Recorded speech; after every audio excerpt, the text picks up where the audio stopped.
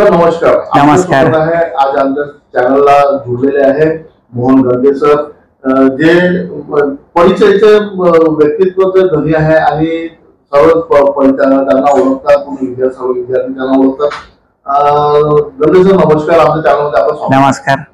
Sir सर्वात पहिला आणि माझा प्रश्न हा आहे की मुलांना आपण जे शिक्षण देतो, मागे असं झालं होतं की ऑनलाईन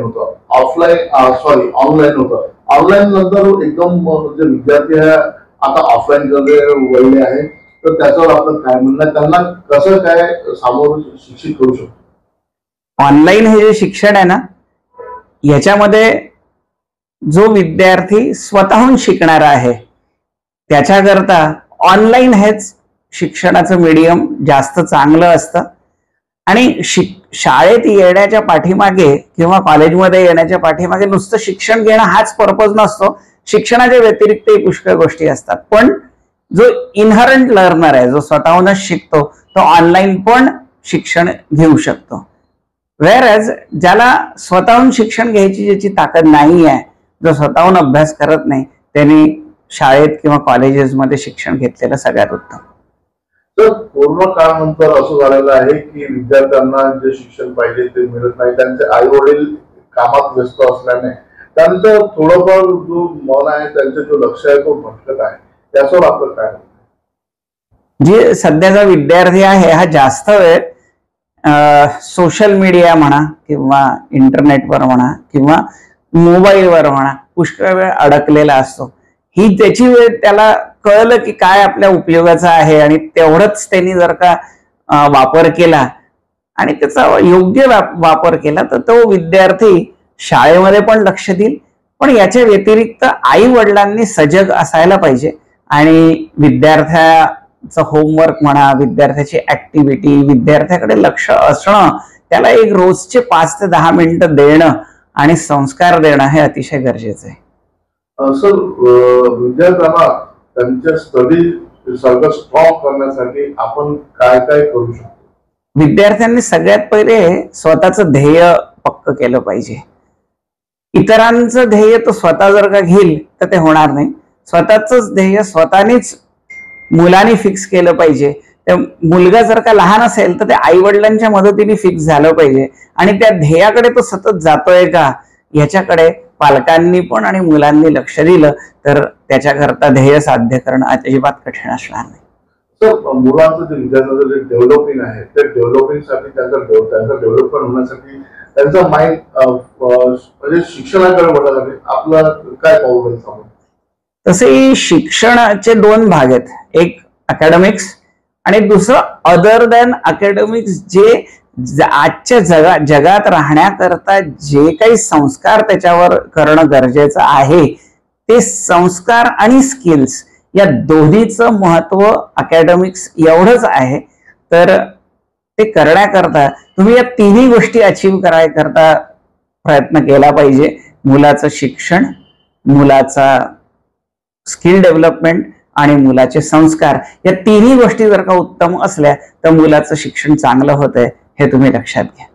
सर मुलांना जे विद्यार्थ्यांना जे कॉलेजमध्ये आपण वेगवेगळे फॅकल्टीज आहे त्यांना एकदम म्हणजे त्याच्याकडे लक्ष लागलं पाहिजे, त्यांचं शिक्षण संपूर्ण झालं पाहिजे. याच्यावर आपल्या काही गोष्टी सामोर काय आहे? आम्ही शिक्षण व्यवस्थित व्हावं याच्याकरता आम्ही एक स्ट्रॅटेजी अडॉप्ट करतो की teach till it reaches every student. आम्ही वर्गात बसलेल्या प्रत्येक विद्यार्थ्यांपर्यंत आम्ही कसं पोहोचू शकू त्याला आम्ही पेनिट्रेशन पण म्हणतो. पेनिट्रेशन 100% करायचा प्रयत्न करतो, म्हणजे प्रत्येक विद्यार्थ्यापर्यंत ते पोचतं. पण त्याच्याकरता विद्यार्थी शाळा किंवा कॉलेजमध्ये रेग्युलर येणं आणि त्याचं कॉन्सन्ट्रेशन असणं हे खूप गरजेचं आहे, जे सध्या थोडंसं कमी प्रमाणात आहे. सर आता जसं मुलांना कॉलेजमध्ये पण शिक्षण, त्याच्यानंतर ट्युशनची गरज असते. ट्युशनची गरज का भासते? 3 भाग आहे त्याच्यात. एक तर आजचं जे कॉम्पिटिटिव्ह वर्ल्ड आहे त्याच्यामध्ये जर का तुम्हाला सगळ्यात बेस्ट स्कोअर करायचा आहे तर तुम्हाला ट्युशन क्लासेसमध्ये जाणं गरजेचं आहे, एक कारण. दुसरं कारण आहे की ट्युशन जो मुलगा शाळेमध्ये शिकतो तो ते लगेच विसरतो थोड्या दिवसात, पण ते न विसरता त्याचं डोक्यामध्ये राहणं याच्याकरता तुम्हाला ट्युशन क्लासला जावंच लागतं. आणि ट्युशन क्लास नाही लावला तर तुम्हाला घरी तरी ऍटलिस्ट त्याचा अभ्यास करावा लागतो. पण पुष्कळ अशी मुलं घरी अभ्यास करत नाही म्हणून ट्युशन क्लासला आपण जातो. आणि नंबर 3, ट्युशन क्लासला जाण्याने कदाचित तो मुलगा त्याचा फावल्या वेळामध्ये काही इतर कामं किंवा मोबाईलमध्ये बिझी राहण्यापेक्षा ट्युशन क्लासला गेलेलं त्या मुलाने बरं, असा माझं मत आहे. मुलांचं स्किल डेव्हलपमेंट साठी आपलं काय म्हणणं? मुलाचं स्किल आणि मुलाचे संस्कार या 2 गोष्टी गरजेच्या आहे. आणि ते घेण्याकरता सरकारच्या भरपूर योजना आहेत आणि सरकार ह्याच्यावर अतिशय लक्ष ठेवून आहे. तर स्किल डेव्हलपमेंट सरकारच्या योजनांमध्ये पुष्कळ आहे. प्लस प्रत्येक एज्युकेशनल इन्स्टिट्यूशन टेक्निकल स्किल्स असो, सोशल स्किल्स असो, सब्जेक्ट स्किल्स असो, सगळेच देण्याचा प्रत्येक इन्स्टिट्यूट प्रयत्न करते आजच्या काळात. सर, मुलांना आजच्या जमान्यात जे सवय जे आहे, वेगवेगळी सवय लागली सोशल मीडिया झाला, त्यांचं दुर्लक्ष म्हणजे स्टडी पासून दूर होत आहे ते आणि वेगवेगळ्या याच्यात ते जात आहे. तर अशा विद्यार्थ्यांना आपण स्टडीचं आणि त्यांना अभ्यासाचं एकदम संपूर्ण ज्ञान मिळालं पाहिजे. तर यासाठी आपण आपलं काय करू?